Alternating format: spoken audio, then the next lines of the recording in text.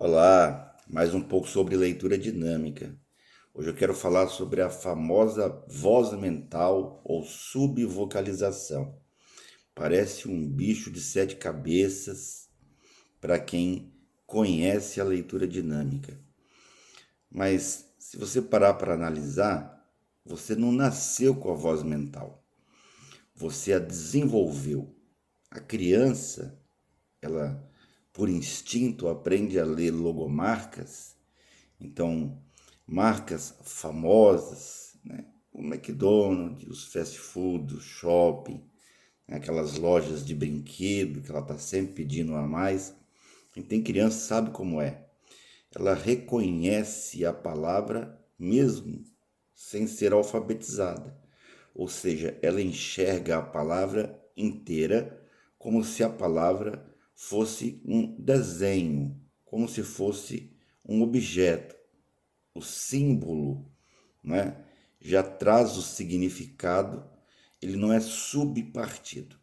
Infelizmente, pela alfabetização, um processo ainda deficiente nas escolas, com exceção daquelas mães que pesquisam, como por exemplo, né, os livros do Glendon, já conhecem ferramentas poderosas de alfabetização. Então, você aprende A, E, I, O, U, né? Depois você aprende B com Abá, B com Ebé, B com Ibi.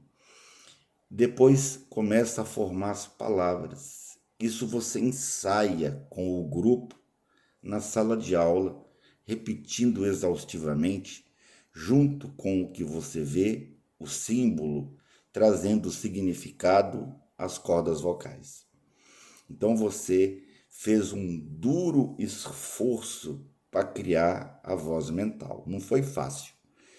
Lá pela quarta série, a professora já interrompe, né, aquelas leituras pelo quadro, né, onde ela coloca ali tudo muito ilustrado, muito colorido e aquilo te chama a atenção.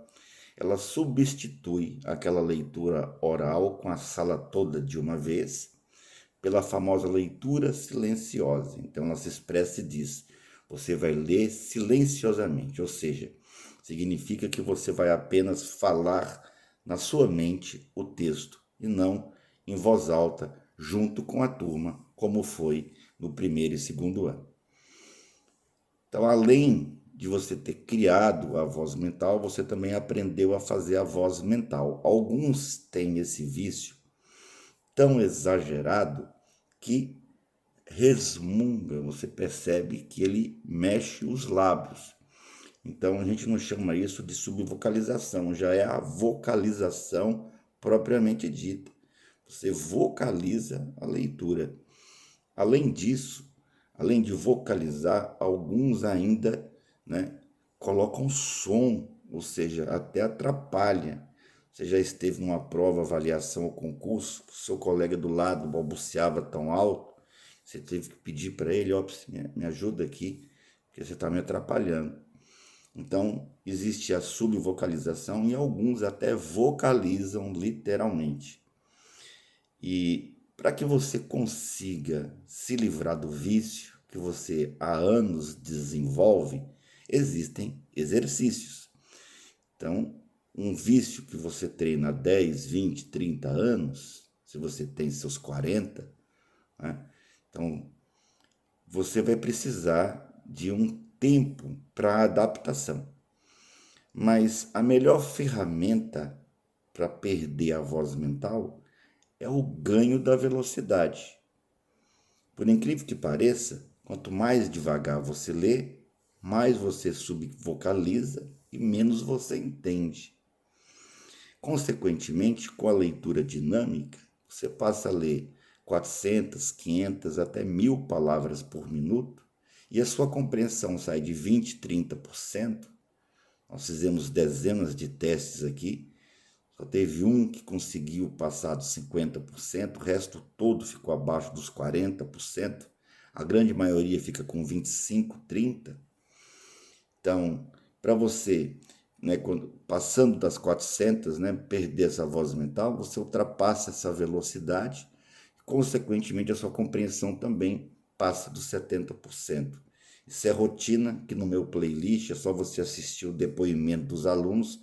Você vai ver lá, né, centenas de pessoas que fizeram a mentoria comigo e perderam não só a voz mental, mas ultrapassaram a barreira das 1.000 palavras por minuto com mais de 70% de retenção. Mas por que a velocidade vai diminuir a sua voz mental? É simples. Nossa voz, ou seja, a nossa fala, gira entre 80 a 120 palavras por minuto. Se eu estou lendo a 400 palavras por minuto, é impossível, né, perder, né, aliás, continuar ou manter a voz mental, porque a nossa voz simplesmente não acompanha.